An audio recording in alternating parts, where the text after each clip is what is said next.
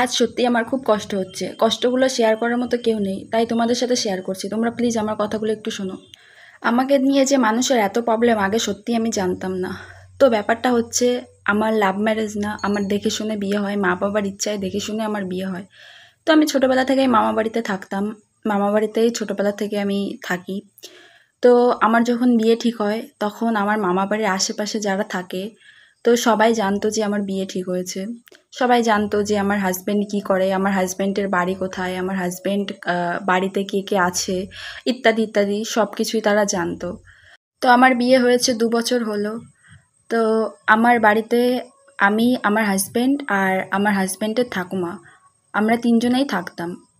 তো ৫-৬ মাসের মতো হলো যে ওর যে ঠাকুমা ছিল উনি মারা গেছে। তো এখন আমার বাড়িতে আমি, আমার হাজব্যান্ড দুজনেই থাকি। আমার হাজব্যান্ড কাজের সূত্রে বাইরে থাকে।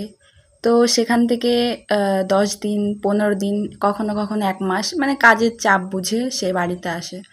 তো আমার যেখানে বাড়ি মানে আমার হাজব্যান্ডের যেখানে বাড়ি সেখানে আশেপাশে তেমন একটা লোক নেই, মানে বাড়িঘর নেই, একটু ফাঁকা জায়গাতে বাড়ি। তো বাড়ি যতই থাকুক না কেন আমি বাড়িতে একা একা থাকি, যেহেতু ওর মা বাবা ওর সঙ্গে থাকে না, নেই আর কি। তো যাই হোক আমি বাড়িতে একা একা থাকি।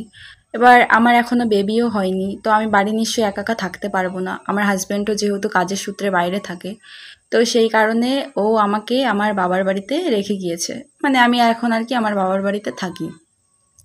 তো বিষয়টা হচ্ছে এমন যে তাতেও কিছু কিছু মানুষের এত প্রবলেম যে আমি আমার বাবার বাড়িতে থাকি, সেটা নিয়েও কিছু কিছু মানুষের এত প্রবলেম, এত কুচিন্তা যে কেন মানুষ করে আমি সেটাই বুঝতে পারি না। মানে এর আগেও আমি আমার নামে অনেক ধরনের কথাবার্তা শুনেছি, অনেক কিছু কানে এসছে, বাট আমি সেরকম একটা পাত্তা দিইনি। কারণ সত্যি কথা বলতে আমার সময়টা খুবই খারাপ চলছে, খুবই। মানে মানুষ গর্তে পড়ে শুনেছি, কিন্তু এখন আমি যে পরিস্থিতিদের মধ্যে দিয়ে যাচ্ছি মানে সেটা হয়তো আমি বলতে পারছি না ব্যাপারটা। তো যাই হোক, যার যার মানে প্রবলেম শেষে জানে।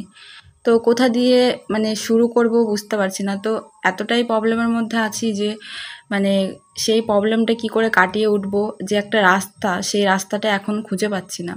বাট একদিন সব ঠিক হয়ে যাবে, ঠিক আছে, সেটা কোনো বিষয় না। কিন্তু যাই হোক, তো আমি আমার বাবার বাড়িতে এখন থাকি।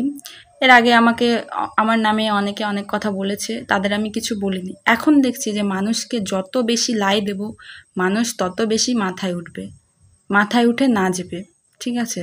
এর আগে অনেক কিছু শুনেছি বাট কাউকে কিছু বলিনি।